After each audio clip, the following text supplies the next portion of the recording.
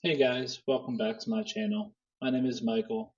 I'm going to go over with you just I guess, how I've come across routines in my life. Over 6 years ago, I developed a routine in my day that I still stick to this day, stemming from March of 2019, I believe it was. Every morning, I used to think of a different excuse just to sleep in a little bit longer every day. And I wanted to push myself to a new routine simply because I want to be committed to a healthier me. Part of the reason why I always want to stay in bed just a little bit longer is because I live with bipolar type 1 disorder as well as other mood disorders.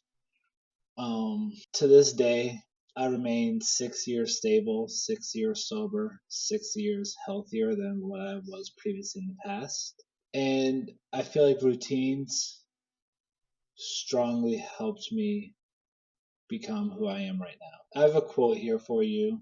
Um, I follow Buddhism spiritually. I don't practice it like on a monk level. But something that the Dalai Lama says is that every day, think I do wake up. Today, I'm fortunate to be alive. I have a precious human life. I'm not going to waste it.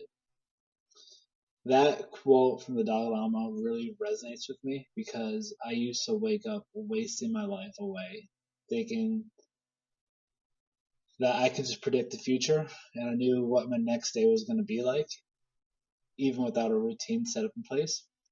Even though I do have routines, I still can't predict what the future is going to bring with me because even though I do the same thing every day, I tend to mix it up to kind of find joy in the new, if that makes any sense. I have basically just five key components to my routines. That's basically rising early every day, finding time, and I use time as an acronym that I found online that really helped me. Evening routines, and I feel like your location has energy and your time has memory. And I'll explain what those last 2 points mean later in the video. Before I was hospitalized for my bipolar disorder, I would always wake up depressed, anxious. I would be moody, irritable. I always had this fog in my mind, and I couldn't navigate around that fog. And that would always carry on throughout my day to how I would be treating other people in my life, my past relationships, my work colleagues, customers I would engage with at work. I just wasn't happy. I wasn't a fun person to be around. And I feel like if you want to make your life meaningful, it begins in the morning. That is where, if you're feeling any negative thought, you have that time to yourself with waking up that hour earlier than normal to focus on you, what you're going through in the morning, how you're feeling, what emotions are you are experiencing. I strongly believe your morning routine is the most important part of the day, just like breakfast is the most important meal of the day. I strongly believe that your energy and your mood in the morning carries on with you throughout the day. Before I was hospitalized for my bipolar disorder, I would always wake up depressed, anxious. I would be moody, irritable. I always had this fog in my mind, and I couldn't navigate around that fog. And that would always carry on throughout my day to how I would be treating other people in my life, my past relationships, my work colleagues, customers I would engage with at work. I just wasn't happy. I wasn't a fun person to be around. And I feel like if you want to make your life meaningful, it begins in the morning. That is where, if you're feeling any negative thought, you have that time to yourself with waking up that hour earlier than normal to focus on you, what you're going through in the morning, how you're feeling, what emotions are you are experiencing.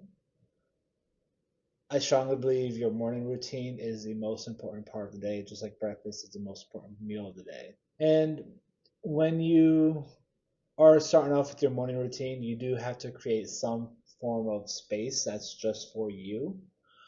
Once you create the space, it's all yours. No one else can go in that space because you woke up an hour earlier before everyone else did because you wake up when they wake up. Um, Giving yourself your own space is one of the greatest gifts you can ever give to yourself. When you give yourself your own space, you wake up that hour earlier in the morning or in the afternoon, depends on what time you wake up. You have more time to yourself. You can make your own breakfast instead of going out to eat somewhere in the morning, and you have time to study what you want to study. You have time to meditate. You have time to be grateful for another day. You have time for yourself. And ultimately, life is too hectic, it's too busy. We always forget to be there for ourselves. We're there for others. We are obligated to be there for other people and to show up places like work or family or anything else. But we can't be there for others if we're not there for ourselves. That's basically what I'm trying to get at here. Giving you that hour of the day in the morning will work wonders for your mood, your mental health, even your physical health, because you have time to go to the gym now, compared to being too tired later on in the day or having the day filled up with too many activities that you have to do. So every morning, I would find time for this acronym called TIME. And what time is thankfulness, insight, meditation, and exercise. Express gratitude to someone, someplace, or something every day. This includes thinking it, writing it, sharing it, whatever you can do to express gratitude. Always start off with being grateful with something in the morning. Next will be insight. With insight, I would read the paper, read a book, listen to your favorite podcast. I mentioned earlier that I meditate in the morning as well. I give myself 10 to 15 minutes every day of meditation at the minimum. Sometimes I meditate a little bit longer. Some days it can be a little bit shorter, but I try to make up for that time later throughout the day, like on my lunch break at work, to where I finish my meditation. And exercise. I usually do, on days I work, I do yoga in the morning just to help me with being flexible and stretching because I don't do that enough in my daily routines. And on my days off in the morning, I go to the gym and lift weights. Giving yourself that time is really rewarding for yourself. It helps boost your moods for the day. It really does do wonders for your mind and your physical health. Just like the morning sets the tone for the day, your evening sets the tone for the next morning. The emotion you fall asleep with is most likely going to be the emotion that you wake up with the next day. You don't set your alarm in the morning when you're going to wake up, you set it the night before. That if you want to wake up in the morning with good intentions, it follows you from the night before. You need to start that momentum in the evening with a healthy, restful evening routine. There was a interview with CNBC's Make It with the Shark Tank with Kevin O'Leary. It says here that before Kevin would go to sleep, he writes down 3 things he wants to do the next morning before he talks to anyone besides his family. Take his cue, and before you go to sleep, figure out the first thing you want to achieve tomorrow. Knowing what you're tackling first will simplify your morning. You won't have to push or force your mind when it's just warming up. I guess the point I'm trying to make is that if you do these challenges in the evening, it removes them from the morning of the next day to where you have that clarity when you wake up, that fresh peace of mind. It just sets the tone for visualization for the next day. Your location has energy. Routines aren't just about actions, they're also about locations in which those actions take place. There's a reason why people study better in libraries versus studying at home where there's distractions. There's also there's also reasons why people work better in offices. I would ask yourself, do you thrive better in busy environments or more in solitude? For every environment you spend time in this week, ask yourself the following question. If possible, ask them right after the experience. What are the key features of the space? Are they quiet?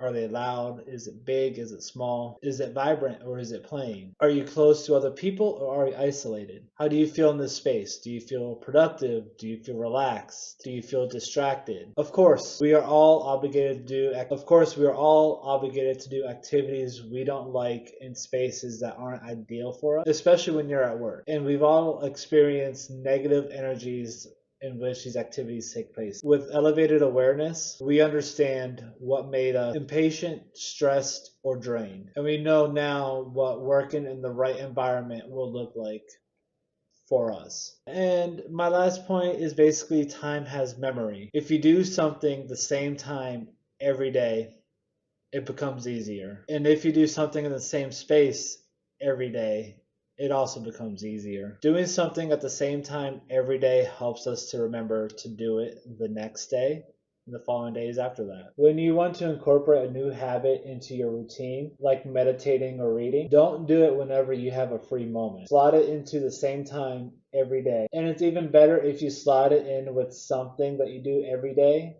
right before or right after that other routine that you do. And if you think to yourself, routines are just boring, you're doing the same thing every day, I would try this. Same old, same new. Look for something new in the routine that you already do. Like, what can you spy on your commute to work that you haven't seen before? Try having a conversation with someone you don't really engage with at work or haven't engaged in a topic with at work. Do this with a new person every day and your life will change. Basically what I'm trying to get at here. Thank you for watching my video, and just stay tuned for the next video that will come out. I don't know what topic it's going to be on. I'm still new to this whole social media thing in YouTube, so just bear with me as I navigate my way around this. Till next time, stay happy, stay healthy. Welcome to Quiet Minds again if you're new here. And join my Facebook group, Quiet Minds. Thank you. Have a good day.